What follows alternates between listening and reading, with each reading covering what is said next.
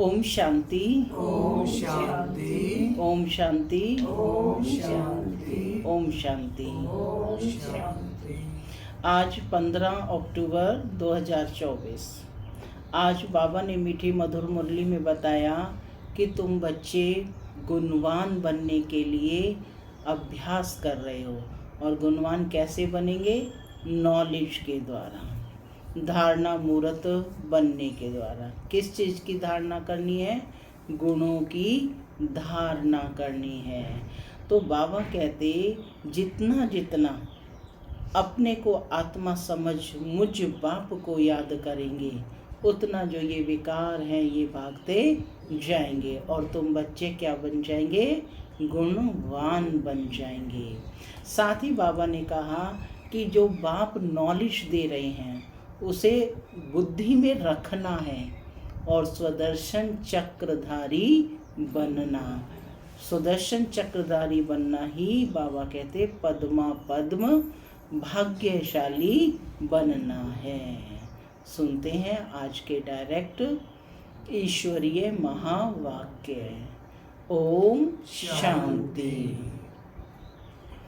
बाबा कहते मीठे बच्चे, तुम सबकी आपस में एक मत है।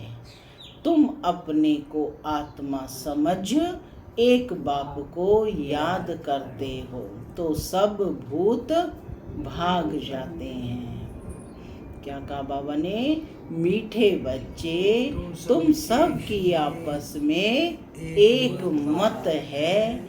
तुम अपने को आत्मा समझ एक बाप को याद करते हो तो सब भूत भाग जाते हैं। आज की मुरली से प्रश्न है, पद्मा पद्म भाग्यशाली बनने का मुख्य आधार क्या है? पद्मा पद्म भाग्यशाली बनने का मुख्य आधार क्या है? विचार करो, क्या आधार है?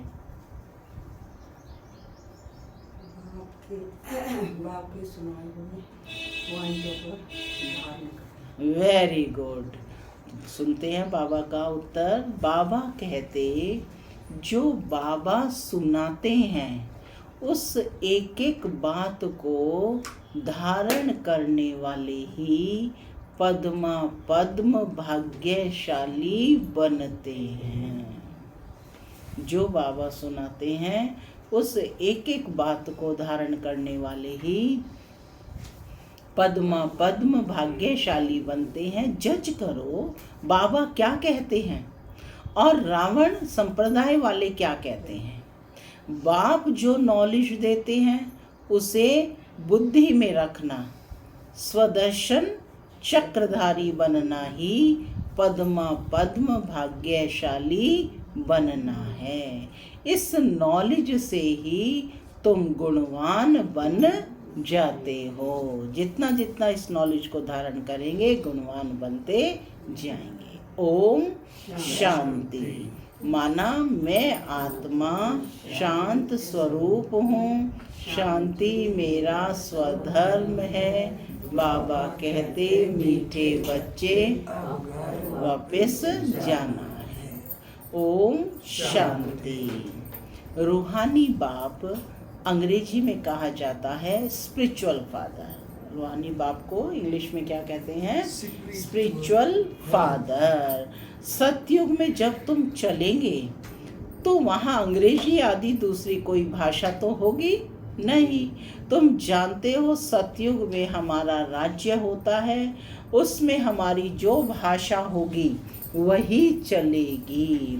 फिर बाद में वह भाषा बदलती जाती है। अभी तो अनेकानेक भाषाएं हैं। जैसा जैसा राजा वैसी वैसी उनकी भाषा चलती है। अब यह तो सब बच्चे जानते हैं। सब सेंटर्स पर भी जो बच्चे हैं उनकी एक मत है। क्या मत है? अपने को आत्मा समझना है और एक बाप को याद करना है। किसी भी सेंटर पर जाएंगे सभी आपको एक ही बात बताते हैं। तभी कहते हैं ना कि ब्रह्मा कुमारी इसका कहीं भी चले जाओ एक ही ज्ञान है ना, कि अपने को आत्मा समझना है और एक बाप को याद करना है, ताकि भूत सब भाग जाएं। भूत क्या है? काम, क्रोध, लोभ, मोह, अहंकार, ये सब है भूत। बाप है पतित पावन। 5 भूतों की तो सब में प्रवेशता है। आत्मा में ही भूतों की प्रवेशता होती है। फिर इन भूतों अथवा विकारों का नाम भी लगाया जाता है। क्या नाम लगाया जाता है? देह, अभिमान, काम, क्रोध, लोभ, मोह आदि। ऐसे नहीं कि सर्वव्यापी कोई ईश्वर है। कभी भी कोई कहे कि ईश्वर सर्वव्यापी है तो कहो सर्वव्यापी आत्माएं हैं, और इन आत्माओं में ये 5 विकार सर्वव्यापी हैं। बाकी ऐसे नहीं कि परमात्मा सर्व में विराजमान है। सब में परमात्मा विराजमान नहीं है। सब में कौन है? आत्मा है, और ये 5 भूत हैं, है ना। आत्मा है और ये 5 भूत विराजमान है। परमात्मा सब में नहीं है। इस बात को स्पष्ट करना है। परमात्मा में फिर 5 भूतों की प्रवेशता कैसे होगी? विचारणीय है ना। एक एक बात को बाबा कहते अच्छी रीति धारण करने से तुम पद्मा पद्म भाग्यशाली बनते हो। दुनिया वाले रावण संप्रदाय क्या कहते हैं और बाप क्या कहते हैं, अब जज करो। माने दोनों की बातें, तुम नॉलेजफुल हो ना इस समय। बाप की नॉलेज भी है और दुनिया की नॉलेज भी है। तो रावण संप्रदाय वाले क्या कहते हैं और बाप क्या कहते हैं? बाबा कहते हैं दोनों में जज करो। हर एक के शरीर में आत्मा है। उस आत्मा में 5 विकार प्रवेश हैं। शरीर में नहीं, आत्मा में 5 विकार अथवा भूत प्रवेश होते हैं। सतयुग में ये भूत नहीं है। नाम ही है डीटी वर्ल्ड, माने दैवी दुनिया। यह है डेविल वर्ल्ड, वो है डीटी वर्ल्ड, और यह है डेविल वर्ल्ड, माने आसुरी दुनिया। डेविल कहा जाता है असुर को। कितना दिन और रात का फर्क है, कितना दिन और रात का फर्क है। अभी तुम चेंज होते हो, वहाँ तुम्हारे में कोई भी विकार, कोई अवगुण नहीं रहता। तुम्हारे में संपूर्ण गुण होते हैं। क्या होते हैं तुम्हारे में? संपूर्ण गुण होते हैं। तुम 16 कला संपूर्ण बनते हो। पहले थे फिर नीचे उतरते। इस चक्र का अभी मालूम पड़ा है कि पहले हम सर्वगुण संपन्न थे, फिर नीचे उतरते आए। ये सब बातें बाबा कहते हैं सारी नॉलेज अब मालूम पड़ी है। 84 का चक्र कैसे फिरता है? हम आत्मा को स्व का दर्शन हुआ है, अर्थात इस चक्र का नॉलेज हुआ है। स्व का दर्शन माने इस चक्र में मैंने कहाँ कहाँ कितना कैसे कैसे पार्ट प्ले किया, कितने जन्म लिए, मैं आत्मा का लेवल क्या था, है ना, हाईएस्ट लेवल पर कब थी, नीचे कैसे गिरावट में। तो ये सारी चीज़ें स्वदर्शन से पता चलता है। इसलिए बाबा कहते स्व के दर्शन करो। क्या दिखाया है? विष्णु के मध्य जीभ कहा जाता है ना। मध्य में जो स्थित है, कौन है मध्य में? विष्णु। और विष्णु के पहले हाथ में क्या है? स्वदर्शन चक्र, माने स्व के दर्शन करने हैं। तो कहते हैं कि हम आत्मा को स्व का दर्शन हुआ है, अर्थात इस चक्र का नॉलेज हुआ है। उठते बैठते चलते तुमको यह नॉलेज बुद्धि में रखना है। बाप नॉलेज पढ़ाते हैं। यह रूहानी नॉलेज बाप भारत में ही आकर देते हैं। कहते हैं ना कि हमारा भारत, हर व्यक्ति क्या कहता है? हमारा भारत। वास्तव में हिंदुस्तान कहना तो रॉन्ग है। तुम जानते हो भारत जब स्वर्ग था तो सिर्फ हमारा ही राज्य था और कोई धर्म नहीं था। तो क्या राज्य था? डीटी वर्ल्ड था, ठीक है ना। न्यू वर्ल्ड थी, उसे क्या कहते हैं? न्यू वर्ल्ड थी। नई दिल्ली कहते हैं ना। दिल्ली का नाम असल दिल्ली नहीं था, परिस्तान कहते थे। क्या कहते थे? परिस्तान, परियां जहाँ रहते हैं, शहजादे शहजादियाँ जहाँ रहती हैं, परिस्तान। अभी तो नई दिल्ली और पुरानी दिल्ली कहते हैं, फिर न पुरानी न नई दिल्ली होगी, क्या कहा जाएगा? परिस्तान कहा जाएगा। दिल्ली को कैपिटल कहते हैं। इन लक्ष्मी नारायण का राज्य होगा और कुछ भी नहीं होगा, हमारा ही राज्य होगा। आज बाबा ने राजधानी की महिमा बताई है कि दिल्ली की क्या महिमा है। अभी तो राज्य नहीं है, इसलिए सिर्फ कहते हैं कि भारत हमारा देश है, राजाएं तो है नहीं। तुम बच्चों की बुद्धि में सारा ज्ञान चक्र लगाता है। बराबर पहले पहले इस विश्व में देवी देवताओं का राज्य था और कोई राज्य नहीं था। जमुना का किनारा था, उसको परिस्तान कहा जाता था। देवताओं की कैपिटल दिल्ली ही रही है। तो सभी को कशिश होती है कि सबसे बड़ी भी है, एकदम सेंटर बीच में भी है। हर एक व्यक्ति कहाँ जाना चाहता है? दिल्ली में जरूर आना चाहता है ना, कि भाई दिल्ली में घूम के आए, है ना, भारत की राजधानी है, हर एक को रहती है कशिश। तो मीठे मीठे बच्चे जानते हैं पाप तो ज़रूर हुए हैं, पाप तो ज़रूर हुए हैं, पाप आत्मा बन गए हैं। सतयुग में होते हैं पुण्य आत्माएं, बाप ही आकर पावन बनाते हैं, जिसकी तुम शिव जयंती भी मनाते हो। अब जयंती अक्षर तो सबसे लगता है, इसलिए इनको फिर शिवरात्रि कहते हैं। रात्रि का अर्थ तो तुम्हारे सिवाय और कोई समझ ना सके।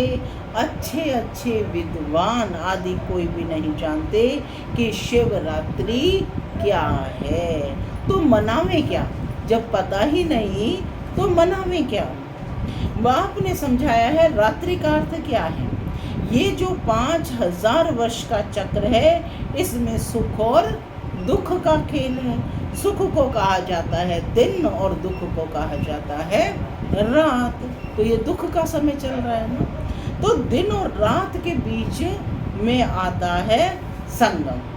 दिन और रात के बीच में आता है संगम। आधा कल्प है सोजरा और आधा कल्प है अंधियारा। भक्ति में तो बहुत तिक तिक चलती है। यहाँ है सेकंड की बात।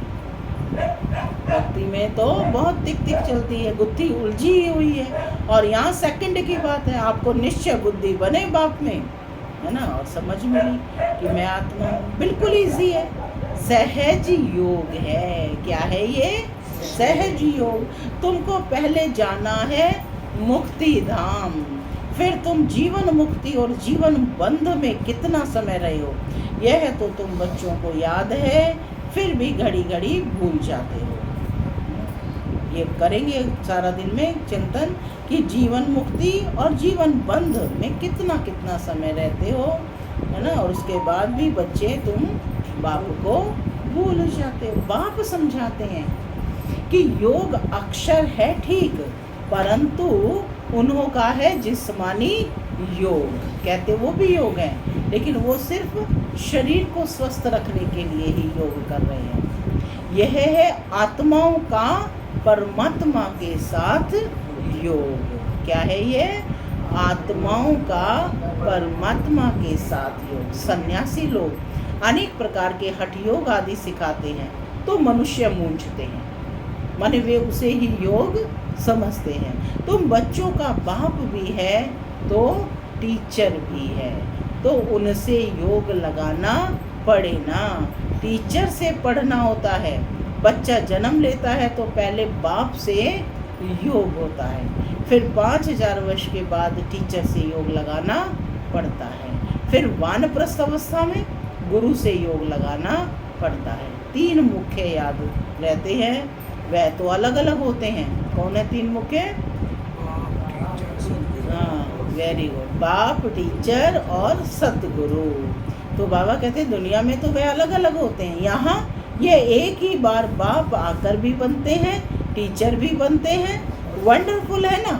ऐसे बाप को तो ज़रूर याद करना चाहिए। जन्म जन्मांतर 3 को अलग अलग याद करते आए हो। सतयुग में भी बाप से योग होता है, फिर टीचर से होता है, पढ़ने जो तो जाते हैं ना, पढ़ाई तो सतयुग में भी करेंगे ना, बाकी गुरु की वहाँ दरकार नहीं रहती है, क्योंकि सब सदगति में हैं। ये सब बातें करने में क्या तकलीफ है? बाबा कहते स्वयं से ये सब बातें करो, चिंतन करो, इस पर मंथन करो।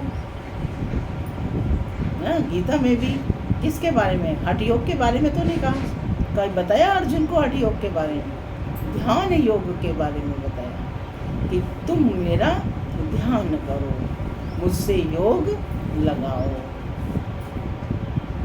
तो बाबा कहते कि ऐसे बाप को तो जरूर याद करना चाहिए। जन्म जन्मांतर तीनों को अलग अलग याद करते आए हो। सतयुग में भी बाप से योग होता है, फिर टीचर से होता है, पढ़ने तो जाते हैं ना, बाकी गुरु की वहाँ दरकार नहीं रहती, क्योंकि सब सदगति में हैं। ये सब बातें याद करने में क्या तकलीफ है? बिल्कुल सहज है। इनको कहा जाता है सहज योग, परंतु यह है अनकॉमन। बाप कहते हैं मैं यह टेम्परेरी लोन लेता हूँ। ब्रह्मा के तन को क्या कहते हैं? टेम्परेरी लोन लेता हूँ। सो भी कितना थोड़ा समय लेता हूँ। 60 वर्ष में वानप्रस्थ अवस्था होती है। जब ब्रह्मा बाबा की 60 वर्ष की अवस्था होती है, तब बाबा की प्रवेशता होती है। कहते हैं ना 60 लगी तो लाठ। इस समय सबको लाठी लगी हुई है, सब वानप्रस्थ। सब कौन है? वानप्रस्थ निर्वाण धाम में जाएंगे। वानप्रस्थ का मतलब वाणी से परे, सबको जाने का समय। वह है sweet home, sweetest home. Superlative degree बाबा ने यूज़ की है कि स्वीटेस्ट होम, सबसे sweetest home, sweet home, sweetest home. इनके लिए ही कहते हैं कितनी अथाह भक्ति की है। अभी चक्र फिर कर आए हो। मनुष्य को यह कुछ भी पता नहीं है, ऐसे ही कपोड़ा लगा दिया है कि लाखों वर्ष का चक्र है। लाखों वर्ष की बात तो हो तो फिर रेस्ट मिल ना सके, रेस्ट मिलना ही मुश्किल हो जाए। तुमको रेस्ट मिलती है, उसको कहा जाता है साइलेंस होम। मुक्ति में जाएंगी तो आत्मा किस में रहेंगी? रेस्ट में रहती है ना। Incorporeal world, silence home, incorporeal world भी कहते हैं इसको। यह है स्थूल स्वीट होम, और ये क्या है? स्थूल स्वीट होम, और वह है मूल स्वीट होम। सब स्वीट स्वीट है, होम माना स्वीट है ना। आत्मा बिल्कुल छोटा रॉकेट है, इनसे तीखा भागने वाला कोई होता नहीं। ये तो सबसे तीखा है। 1 सेकंड में शरीर छूटा और यह भागा। आत्मा चली जाती है या रुकती है? दूसरा शरीर तो तैयार रहता है ड्रामा अनुसार। पूरे टाइम पर उनको जाना ही है। ड्रामा कितना एक्यूरेट है, इनमें कोई इनएक्यूरेसी है नहीं, ये तुम जानते हो। बाबा भी ड्रामा प्लान अनुसार बिल्कुल एक्यूरेट टाइम पर आते हैं। 1 सेकंड का भी फर्क नहीं पड़ सकता है। मालूम कैसे पड़ता है कि इनमें भगवान बाप हैं? जब नॉलेज देते हैं, माने ब्रह्मा में भगवान आते हैं, ये पता कब पड़ता है कि यदि उनमें ये नॉलेज होती तो पहले से भी देते, ठीक है ना। तो जब नॉलेज देते हैं, बाबा ये स्पष्ट कर रहे हैं। बाबा कहते हैं बच्चों में कोई कंफ्यूजन ना रहे, तो इसीलिए मुरली में बाबा ने हर बात को स्पष्ट किया है कि जब नॉलेज देते हैं, बच्चों को बैठ समझाते हैं, शिवरात्रि भी मनाते हैं ना, मनाते हैं ना अपना बर्थडे से मनाकर। मैं शिव कब कैसे आता हूँ वह तुमको तो पता नहीं है। शिवरात्रि कृष्ण रात्रि मनाते हैं। कृष्ण का जन्म भी कब मनाते हैं? रात्रि में मनाते हैं। राम की नहीं मनाते हैं। क्यों? क्योंकि फर्क पड़ गया, 2 कलाएं कम हो गई हैं। शिवरात्रि के साथ कृष्ण, श्री कृष्ण की भी रात्रि मना लेते हैं, परंतु जानते कुछ भी नहीं। यहाँ है ही आसुरी रावण राज्य। ये समझने की बातें हैं। यह तो बाबा हैं, बूढ़े को बाबा कहेंगे न। ब्रह्मा को कह रहे हैं ये तो बाबा हैं, बूढ़े को बाबा कहेंगे, छोटे बच्चे को बाबा थोड़े ही कहेंगे। कोई लव से भी बच्चे को बाबा कह देते हैं, तो उन्होंने भी श्री कृष्ण को लव से कह दिया। बाबा तो कहा जाता है जब बड़े हों और फिर बच्चे पैदा करते हों। श्री कृष्ण खुद भी प्रिंस है, उनके बच्चे कहाँ से आए? बाप कहते ही हैं, मैं बुजुर्ग तन में आता हूँ। शास्त्रों में भी है, परंतु शास्त्रों की सब बातें एक्यूरेट नहीं होती हैं। कोई बात ठीक है। ब्रह्मा की आयु माना प्रजापिता ब्रह्मा की आयु, कहेंगे वह तो ज़रूर इस समय होगा। अब ब्रह्मा कब होगा?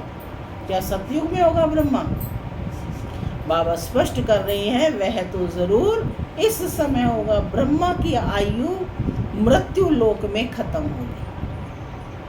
ब्रह्मा की आयु मृत्यु लोक में खत्म होगी। ये कोई अमर लोक नहीं है। इनको कहा जाता है पुरुषोत्तम संगम युग। ये सिवाय तुम बच्चों के और कोई की बुद्धि में नहीं हो सकता। बाप बैठ समझाते हैं, बताते हैं, मीठे मीठे बच्चों, तुम अपने जन्मों को नहीं जानते हो तो हम बतलाते हैं। डायरेक्ट ईश्वरीय माँ वाक्य है, मीठे मीठे बच्चे तुम अपने जन्मों को नहीं जानते हो, हम बतलाते हैं। ये वाक्य गीता में भी आया है ना, क्या कहा अर्जुन को? तुम अपने जन्मों को नहीं जानते हो, मैं जानता हूँ तो मैं बतलाता हूँ ना, कि तुम 84 जन्म लेते हो कैसे, तो भी तुमको पता पड़ गया है। हर एक युग की आयु 1250 वर्ष है और इतने इतने जन्म लिए हैं, है ना। सतयुग में कितने जन्म लिए? 8 जन्म, त्रेता में 12 जन्म, द्वापर में 21 जन्म, कलयुग में 42 जन्म, सबसे ज़्यादा पुरुषोत्तम संगम युग पर 1 जन्म, जो कि चढ़ती कला का आधार है। इसी को हीरे तुल्य जन्म कहा जाता है। इसी के लिए उन्होंने कह दिया कि मानव देह तो एक ही बार मिलती है, परंतु मानव देह तो 84 बार मिली है। लेकिन वो जन्म जो हीरे तुल्य है वो इस एक का गायन है। तो बाबा कहते 84 जन्मों का हिसाब है ना, 84 लाख का तो हिसाब हो ना सके। इनको कहा जाता है 84 का चक्र। 84 लाख की तो बात ही याद ना आए। यहाँ कितने अपरम अपार दुख है, कैसे दुख देने वाले बच्चे पैदा होते रहते हैं। इसको कहा जाता है घोर नर्क। जो बच्चे जन्मते ही बीमार हैं, रोगी है, तो वो क्या है? तो कहा जाता है इसको घोर नर्क। बिल्कुल छी छी दुनिया है। तुम बच्चे जानते हो अभी हम नई दुनिया में जाने के लिए तैयारियां कर रहे हैं। पाप कट जाएं तो हम पुण्य आत्मा बन जाएं। अभी कोई पाप नहीं करना है, फोकस करना है आज इस बात पर। अभी कोई पाप नहीं करना, 1-2 पर काम कटारी चलाना, ये आदि मध्य अंत दुख देना है। अभी ये रावण राज्य पूरा होता है, अभी है कलयुग का अंत। ये महाभारी लड़ाई है अंतिम, फिर कोई लड़ाई आदि होगी ही नहीं। वहाँ कोई भी यज्ञ रचे नहीं जाते। सब जब यज्ञ रचते हैं तो उसमें हवन करते हैं। बाप ने भी यह जो रुद्र यज्ञ रचा है, इसमें बच्चे अपनी पुरानी सारी सामग्री स्वाहा कर देते हैं। अपना सारा पुराना स्वाहा कर देते हैं, सब कुछ, काम को लोभ मोह अहंकार सब कुछ, यानी यह तन भी स्वाहा कर देते हैं। अब बाप ने समझाया है रुद्र ज्ञान यज्ञ। यह क्या है? रुद्र ज्ञान यज्ञ। रुद्र शिव को कहा जाता है। रुद्र माला कहते हैं ना, निवृत्ति मार्ग वालों को प्रवृत्ति मार्ग की रस्म रिवाज का कुछ भी पता नहीं है। वह तो घर बार छोड़ जंगल में चले जाते हैं। नाम ही पड़ा है सन्यास। किसका सन्यास? घर बार का किया ना उन्होंने, तो घर बार छोड़ा ना, मन से तो नहीं छोड़ा। मन से तो वो तो खाली हाथ निकलते हैं। सन्यास करते हैं तो कुछ लेकर कोई जाते हैं, खाली हाथ निकलते हैं। पहले तो गुरु लोग बहुत परीक्षा लेते हैं, काम कराते हैं। पहले भिक्षा में सिर्फ आटा लेते थे, रसोई नहीं लेते थे, खुद बनाकर खाते थे, है ना। उन्हों को जंगल में ही रहना है, वहाँ कंद मूल फल मिलते हैं। ये भी गायन है। जब सतो प्रधान सन्यासी होते हैं तब यह खाते हैं। आरंभ में कौन थे? सतो प्रधान सन्यासी थे, तब वो कंद मूल फल खाते थे, है ना। अभी तो बात मत पूछो, क्या क्या करते रहते हैं। इसका नाम ही है विशस वर्ल्ड, विकारी दुनिया। तो वो भी प्रभावित हुए हैं ना इससे, और वह है वॉइसलेस वर्ल्ड। ये है विशस वर्ल्ड और वह है वॉइसलेस वर्ल्ड, माने निर्विकारी दुनिया। तो अपने को विशस समझना चाहिए ना।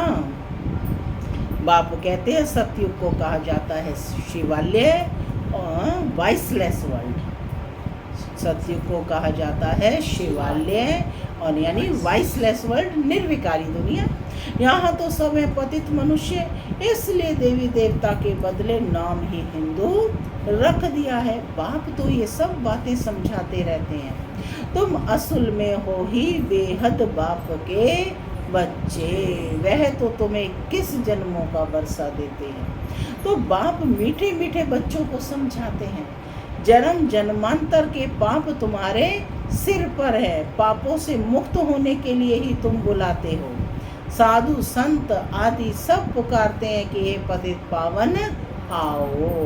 अर्थ कुछ भी नहीं समझते, बस ऐसे ही गाते रहते हैं, ताली बजाते रहते हैं। उनसे कोई पूछे परमात्मा से योग कैसे लगावें, उनसे कैसे मिले, तो कहेंगे वह तो सर्वव्यापी है। क्या यही रास्ता बताते हैं? कह देते वेद शास्त्र पढ़ने से भगवान मिलेगा, परंतु बाप कहते हैं, बाप की क्या स्टेटमेंट है, मैं हर 5000 वर्ष के बाद ड्रामा प्लान अनुसार आता हूँ। मुख्य बात है ड्रामा के प्लान अनुसार आता हूँ। देखो एक एक शब्द को समझेंगे ना, बड़े राज मुरली में भरे हुए हैं। जितनी बार पढ़ेंगे उतनी बार एक नया पॉइंट समझ में आता है कि क्या कहते हैं शिव बाबा, मैं हर 5000 वर्ष के बाद ड्रामा के प्लान अनुसार आता हूँ। मैं आता हूँ ऐसा नहीं कहा, ड्रामा के प्लान अनुसार आता हूँ।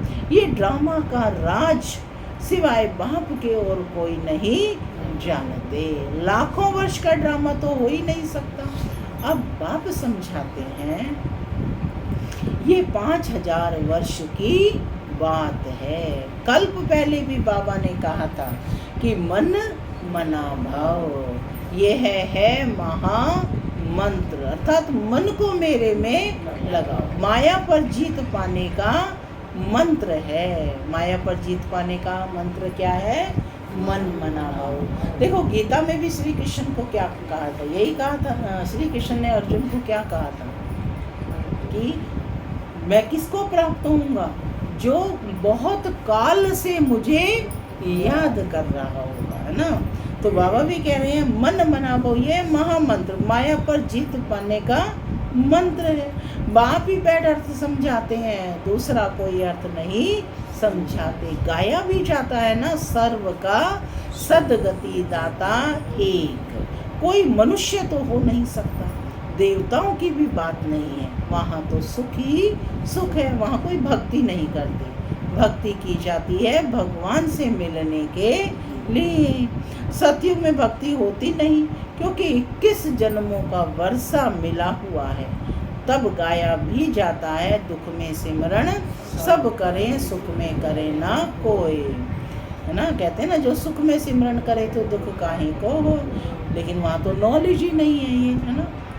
यहाँ तो अथाह दुख है। घड़ी घड़ी कहते हैं भगवान रहम करो, भगवान रहम करो। ये कलयुगी दुनिया, दुखी दुनिया सदैव नहीं रहती।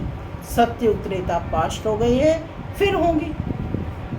लाखों वर्ष की तो बात ही याद नहीं रह सकती। अब बाप तो सारी नॉलेज देते हैं। अब बाप तो सारी नॉलेज दे रहे हैं, सारी सृष्टि के आदि मध्य अंत की नॉलेज देते हैं, अपना परिचय भी देते हैं और रचना के आदि मध्य अंत का राज भी समझाते हैं। 5000 वर्ष की बात है, तुम बच्चों को ध्यान में आ गया है। अभी तो पराये राज्य में हो, तुमको अपना राज्य था। यहाँ तो लड़ाई से अपना राज्य लेते हैं, हथियारों से मारा मारी से अपना राज्य लेते हैं। तुम बच्चे तो योग बल से अपना राज्य स्थापन कर रहे हो। तुम्हें सतो प्रधान दुनिया चाहिए। पुरानी दुनिया खत्म हो, नई दुनिया बनती है, इसको कहा जाता है कलयुगी पुरानी दुनिया। सतयुग है नई दुनिया, ये भी किसी को पता नहीं है। सन्यासी कह देते हैं ये आपकी कल्पना है। यहाँ ही सतयुग है और यहाँ ही कलयुग है। अब बाप बैठे समझाते हैं, एक भी ऐसा नहीं है जो बाप को जानते हो। क्या कहा? एक भी ऐसा नहीं है जो बाप को जानते हो। और सोचने वाली बात है, देखो श्री कृष्ण ने भी अर्जुन को क्या कहा? ध्यान लगाओ। ध्यान योग का वर्णन किया, हठ योग का तो नहीं किया, है ना? जिस्मानी योग तो नहीं सिखाया था, ध्यान योग। तो आजकल तो देखो हठ योग के साथ साथ ध्यान भी केंद्रित करने लगे हैं कि भाई यह भी आवश्यक है, मेडिटेशन आवश्यक है, जिससे तन और मन दोनों स्वस्थ होते हैं। पहले तो तन पर ही ध्यान देते थे, लेकिन आजकल तन और मन दोनों को स्वस्थ रखना। तो कहते कि अब बाप बैठे समझाते हैं कि एक भी ऐसा नहीं है जो बाप को जानते हो। अगर कोई जानता होता तो परिचय देता। सत्य उत्तरेता क्या चीज़ है, किसको समझ में थोड़े ही आता है। तुम बच्चों को बाप अच्छी रीति बैठ समझाते रहते हैं। बाप ही सब कुछ जानते हैं। बाप कौन है? जानी जानन हार, अर्थात नॉलेज फुल। बाप कौन है? नॉलेजफुल, यानी जानी जानन हार। अब जानी जानन हार यानी कि अब आप सोचो मेरे मन में क्या चल रहा है, तो बाबा हर एक आत्मा को बैठकर कोई रीड करेंगे। किस चीज़ के जानी जानन हार हैं, ये चीज़ हमें समझनी है। सृष्टि के आदि मध्य अंत के जानी जानन हार हैं, जो हमें देते हैं, इसीलिए उन्हें नॉलेजफुल कहा जाता है। मनुष्य सृष्टि का बीज रूप है, ज्ञान का सागर है, सुख का सागर है, उनसे ही हमको वर्षा मिलना है। बाप नॉलेज में आप समान बनाते हैं। सब कुछ देख करके बाबा हमें क्या बना रहे हैं? आप समान। अच्छा, मीठे मीठे सिक्के लदे बच्चों प्रति माता पिता बाप दादा का याद प्यार और गुड मॉर्निंग। रूहानी बाप की रूहानी बच्चों को नमस्ते। हम रूहानी बच्चों की रूहानी माता पिता दादा को याद प्यार गुड मॉर्निंग और नमस्ते नमस्ते सदा नमस्ते। धारणा के लिए मुख्य सार। पहला, यह पापों से मुक्त होने का समय है, इसलिए अभी कोई पाप नहीं करना है। पुरानी सब सामग्री इस रुद्र यज्ञ में स्वाहा करनी है। दूसरा, अभी वानप्रस्थ अवस्था है, इसलिए बाप टीचर के साथ साथ सतगुरु को भी याद करना है। स्वीट होम में जाने के लिए आत्मा को सतो प्रदान अर्थात पावन बनाना है। आज का वरदान है, अपनी सूक्ष्म कमजोरियों को चिंतन करके परिवर्तन करने वाले स्वचिंतक भव। अपनी सर्व कमजोरियों को चिंतन करके परिवर्तन करने वाले स्वचिंतक भव। कल बाबा ने परमत मुक्त भव कहा था, आज कह रहे हैं स्वचिंतक भव। सिर्फ ज्ञान की पॉइंट्स रिपीट करना, सुनना व सुनाना ही स्वचिंतन नहीं है, लेकिन स्वचिंतन अर्थात अपनी सूक्ष्म कमजोरियों को, अपनी छोटी छोटी गलतियों को चिंतन करके मिटाना, परिवर्तन करना, यही है स्वचिंतक बनना। आज देखना है कि मेरे में क्या क्या छोटी छोटी गलतियाँ हैं, मेरी कमियाँ हैं। ज्ञान का मनन तो सभी बच्चे बहुत अच्छा करते हैं, लेकिन ज्ञान को स्वयं के प्रति यूज कर धारणा स्वरूप बनना, स्वयं को परिवर्तन करना, इसकी ही मार्क्स फाइनल रिजल्ट में मिलती है। स्लोगन, हर समय करण करावन हार बाबा याद रहे तो मैंपन का अभिमान नहीं आ सकता। ओम शांति।